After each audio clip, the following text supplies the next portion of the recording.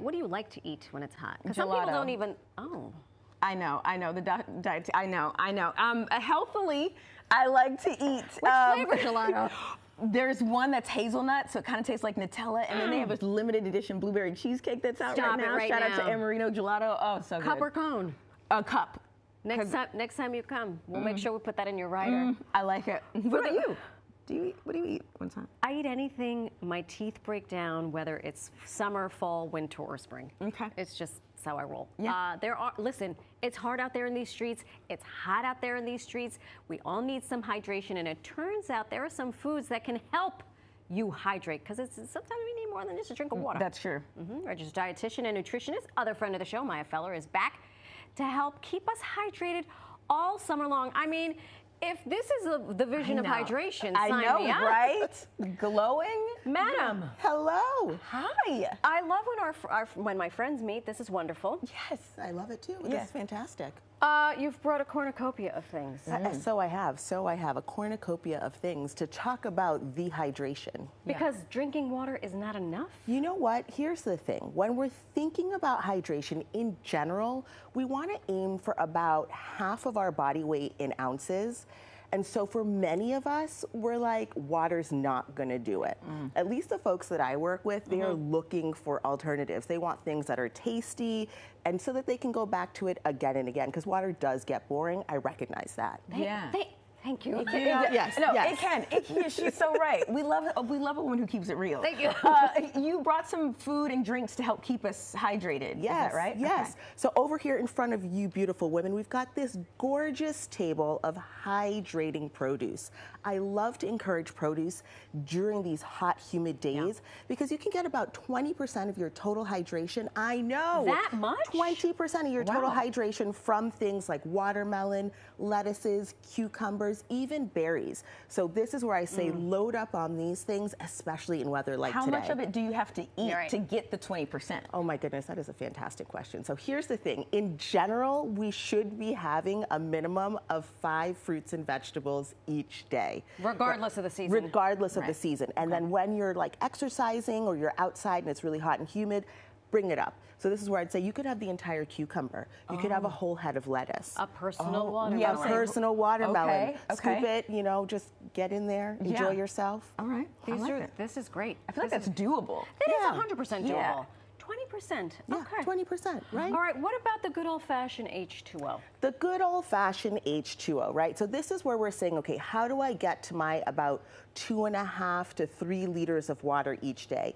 Me personally, I love to encourage my patients to have things like mineral water, whether or not it's sparkling or whether or not it's flat, because here you're going to get some of those electrolytes. So depending on the brand, you might get a little calcium or magnesium. There's definitely going to be some sodium to help replenish those lost fluids. Specifically mineral water. Exactly, mineral water. Okay. How is this different than filtered water or spring water? Because you open up the freezer case at the bodega. Oh, listen. And there's all sorts of things that they're trying to charge you $5 for. And you're like, water is free. Right? Water is free. Yeah. So this is different because you've got some minerals in there, right? And so that filtered water is, I mean, there's like a tiny bit of minerals, but that's just plain water. Okay. It's not going to give your cells the same things. And if people wanted to take it up a notch, what about those electrolyte powders that we see? Okay, so if you want to take it up a notch, over here, we've got a little electrolyte powder. I'm going to drop it on in. You can absolutely do that. This is where I say this is not a case of more is better.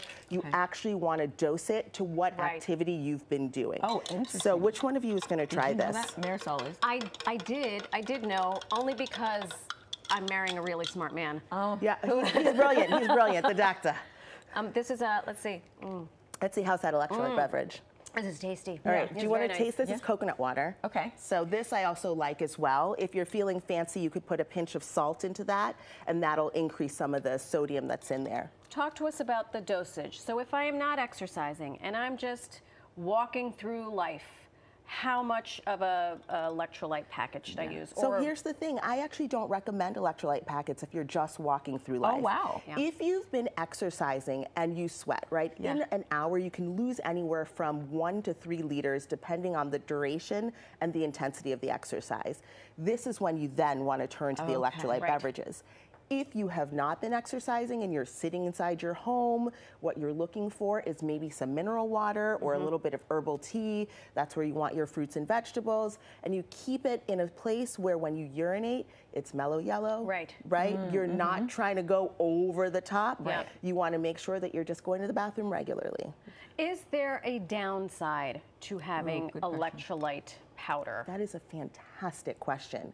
There can be. So sometimes you can actually oversaturate your cells, and so you don't want to go over the top. This is the case, like I said, more is not necessarily better.